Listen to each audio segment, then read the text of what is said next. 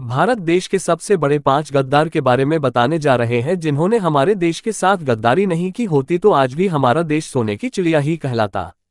भारत देश में आज भी देशद्रोही और गद्दारों से भरा पड़ा है, लेकिन आज देश के कुछ राष्ट्रभक्त देशवासियों के कारण व मजबूत शासन और प्रशासन के कारण और आजकल ये राष्ट्रहित के लिए इतने मुस्तैद हो गए हैं कि इन गद्दारों का आज देश लूटने व तोड़ने का घिनौने कृत्य चल ही नहीं पा रहे हैं। ऐसा ही कृत्य किए ये 5 गद्दारों ने जो सोने का चिड़िया कहलाने वाले भारत देश को लुटवाने व देश को कमजोर बनाने के लिए दुश्मनों से हाथ मिला लिया। 5 गद्दारों के बारे में सच को जानते हैं। आखिर कौन है ये 5 लोग, पढ़े आगे विस्तार से।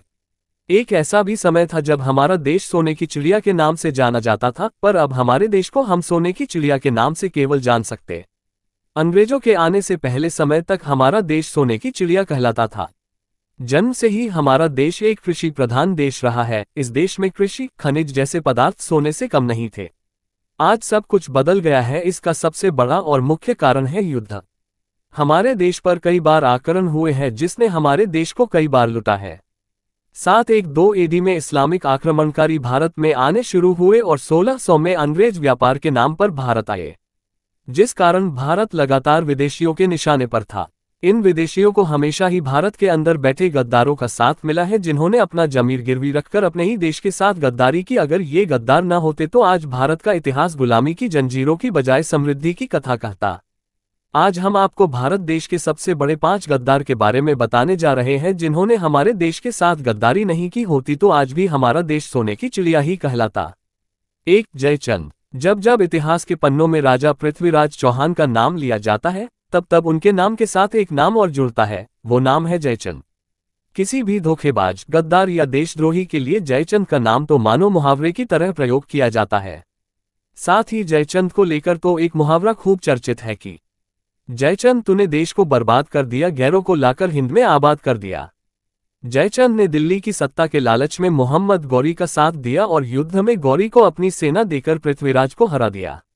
मगर युद्ध जीतने के बाद गौरी ने राजा जयचंद को भी मार दिया और उसके बाद गौरी ने कन्नौज और दिल्ली समेत कई अन्य राज्यों पर कब्जा कर लिया। जयचंद ने सिर्फ पृथ्वीराज को ही धोखा नहीं दिया बल्कि समस्त भारत को धोखा दिया, क्योंकि गौरी के बाद देश में इस्लामिक आक्रमणकारी हावी होते चले गए थे। 2. मानसिंह। पृथ्वीराज चौहान और महाराणा प्रताप में कौन अधिक महान, इस पर चर्चाएं कितनी भी हो सकती है। वहीं उनके समकालीन राजद्रोही मानसिंह और जयचंद के बीच भी गद्दारी की क्षमता में मुकाबला कड़ा मिलेगा। एक तरफ जहां महाराणा प्रताप संपूर्ण भारतवर्ष को आजाद कराने के लिए दर दर भटक रहे थे और जंगलों में रहकर घास की रोटियां खाकर देश को मुगलों से बचाने की कोशिश कर रहे थे, तो वहीं मानसिंह मुगलों का साथ दे रहे थे। राजा मानसिंह मुगलों के सेना प्रमुख थे और वह आमेर के राजा थे। यही नहीं, महाराणा प्रताप और मुगलों की सेना के बीच लड़े गए हल्दी घाटी के युद्ध में वो मुगल सेना के सेनापति भी बने थे, मगर महाराणा ने मानसिंह को मारकर उसकी गद्दारी की सजा उसे दी थी। 3. मीर जाफर, मीर कासिम, टीपू सुल्तान और मीर सादिक। से तो किसी को गद्दार कहने के लिए इस्लामिक कट्टरपंथी काफी है, मगर मीर जाफर कहना भी कम नहीं होता है, क्योंकि उसी के राज को भारत में ब्रिटिश साम्राज्यवाद की शुरुआत माना जाता है। मीर जाफर ने अंग्रेजों की मदद से बैटल ऑफ प्लासी में रॉबर्ट क्लाइव के साथ मिलकर जाफर ने अपने ही राजा सिराजुद्दौला को धोखा दिया था और भारत में अंग्रेजों की पूर्ण नींव रखी थी। मीर जाफर वर्ष 1757 से 1760 तक बंगाल के नवाब रहा था। माना जाता है कि इसी घटना के बाद भारत में ब्रिटिश राज की स्थापना की शुरुआत माना जाता है। मगर मीर जाफर को हटाने के लिए अंग्रेजों ने एक और गद्दार का सहारा लिया, वो था मीर कासिम। मगर मीर कासिम जब तक समझ पता कि उसने अंग्रेजों का साथ देकर गलती की, तब तक उसे भी मार दिया गया। मीर कासिम को 1764 में बक्सर के युद्ध में अंग्रेजों ने मार गिराया। टीपू सुल्तान दक्षिण भारत का औरंगजेब था। वो हिंदुओं पर बहुत अत्याचार करता था, मगर हर बार की तरह एक इस्लामिक शासन में एक मुस्लिम द्वारा ही खंजर घोंपने की प्रथा जारी थी और मीर सादिक नामक उसके एक मंत्री ने अंग्रेजों का साथ देकर उसके साथ गद्दारी की और दक्षिण भारत में अंग्रेजों का आगमन हुआ, क्योंकि मीर सादिक को अंग्रेजों ने आसानी से अपने रास्ते से हटा दिया। 4. फणींद्र नाथ घोष। वैसे इस कड़ी में फणींद्र नाथ घोष नामक उस गद्दार का नाम सबसे ऊपर माना जाएगा जिसने सैंडर्स वध कांड और असेंबली बम कांड में भगत सिंह के खिलाफ गवाही दी थी और इसी गवाही के आधार पर भगत सिंह, राजगुरु एवं सुखदेव को आरोपी बनाकर उन्हें फांसी की सजा सुनाई गई। फणींद्र नाथ घोष ने ही सरकारी गवाह के तौर पर पंडित आजाद के शव की शिनाख्त की थी। लेकिन घोष की गद्दारी से गुस्साए भगत सिंह के साथी जो जेल में डाल दिए गए, योगेंद्र शुक्ल व गुलाब चंद्र गुलाली 1932 में दिवाली की रात खुफिया तरीके से भाग निकले।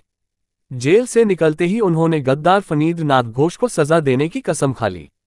इस कसम को पूरा किया योगेंद्र शुक्ल के भतीजे बैकुंठ शुक्ल ने, जिसने खुखरी से घोष को मार डाला। वार इतने जानलेवा थे कि घोष चीखे मारता जमीन पर लौट गया।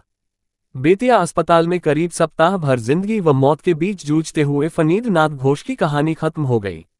बेशक बैकुंठ शुक्ल 6 जुलाई 1933 को हाजीपुर पुल के सोनपुर वाले छोर से गिरफ्तार कर लिए गए और फांसी पर लटका दिए गए, मगर वे अपना काम बखूबी कर चुके थे।